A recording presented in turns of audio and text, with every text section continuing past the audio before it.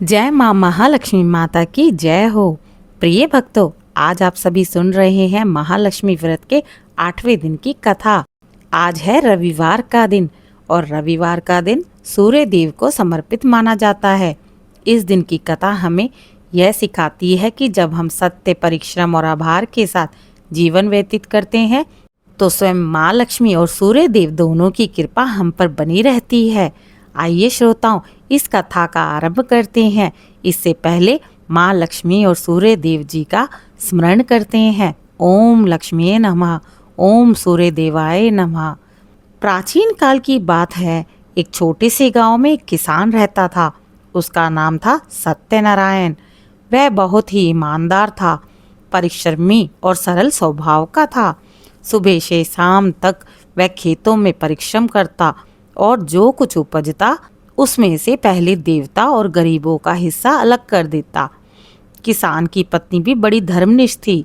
वह हर रविवार को सूर्य देव जी की पूजा करती थी, माँ लक्ष्मी का स्मरण करके व्रत रखती थी। उनके जीवन में सुख समृद्धि अधिक नहीं थी, परंतु संतोष और शांति का वास अवश्य था। एक दिन गांव में कुछ व्यापारी आए। उन्होंने देखा कि किसान के पास थोड़ी सी उपज है। उसका भी भाग वह कुछ गरीबों में बांट देता और कुछ दान कर देता।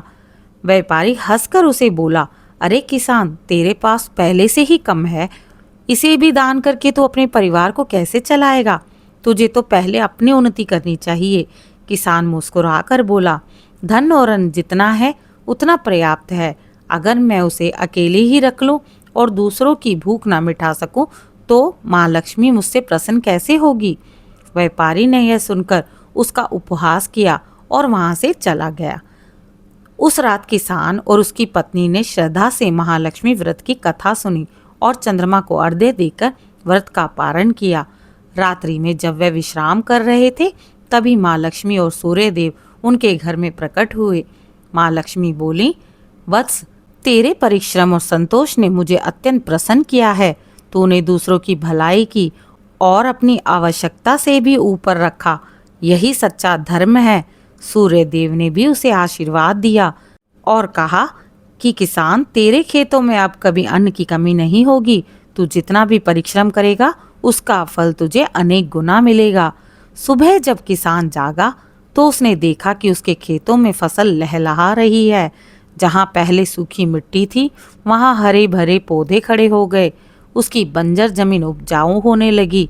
जब गांव वाले लोगों ने और उस व्यापारी ने यह सब चमत्कार देखा तो वह आश्चर्यचकित रह गए।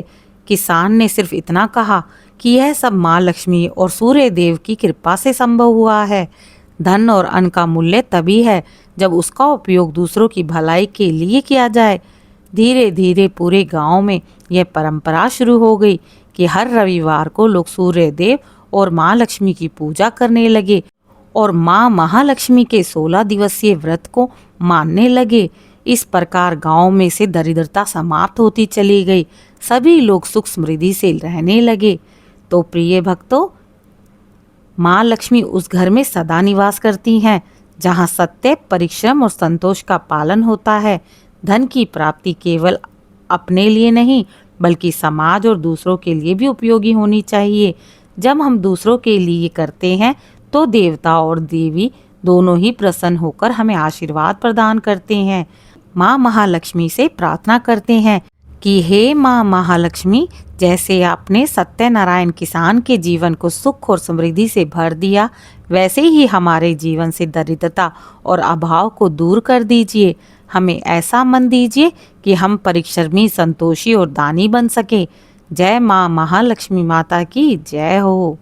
इसी प्रकार की धार्मिक कथाओं और आध्यात्मिक कथाओं को सुनने के लिए इस चैनल दिशा स्पिरिचुअल को लाइक, शेयर, सब्सक्राइब करें और कमेंट में जय माँ लक्ष्मी जरूर लिखें।